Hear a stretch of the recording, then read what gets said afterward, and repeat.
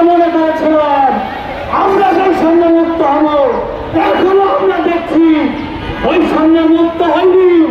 এখনো বকেয়া বেতন চাইলে পুলিশ গুলি চালায়, লাঠিচার্জ করে, হুমকি দেয়, মালিকদের সাথে পারেন না, শ্রমিকদের উপর নির্যাতন করে।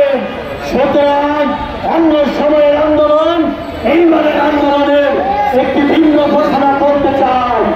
উপদেষ্টা বারবার বলেছেন, ঈদের আগে ঘোষণা দিয়েছিলেন গাড়ি বিক্রি করেন, বাড়ি বিক্রি করেন, শ্রমিকদের বকেয়া পরিশোধ করতে হবে।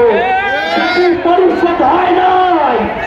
আমরা ঈদের পরে শ্রম উপদেষ্টার ঘোষণা শুনেছি, তিনি বলেছিলেন 7 তারিখের মধ্যে বকেয়া পরিশোধ না হলে মালিকদের বিরুদ্ধে রেড অ্যালার্ট জারি করবেন।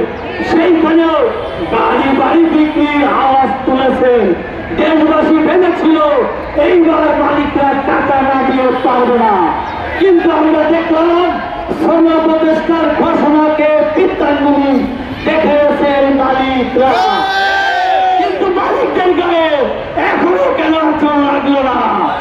আমরা তাই বলতে চাই, মালিকদের গাড়ি আপনি বিক্রি করাইতে পারেন না, শ্রমিকদের পাওনা দিতে প্রয়োজনে আপনার গাড়ি বাড়ি বিক্রি করা হলেও হবে।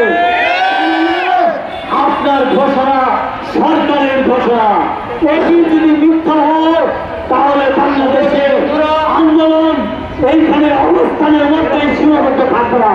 সারা বাংলাদেশের কোটি কোটি শ্রমিক রাস্তায় নামবে, রাস্তায় নামবে। আমরা সেই ঘোষণা দিতে এসেছি, শুধু বলতে এসেছি অবিলম্বে আপনারা ঈদের আগে আমাদেরকে মন্ত্রণালয়ে ডেকে লিখিত দিয়েছিলেন দ্রুততম সময়ের মধ্যে পাওনা পরিশোধের ব্যবস্থা দ্রুততম সময়ের আপনাদের সকলকে সপ্তাহ পরে ইন্টারন্যাশনাল লেবার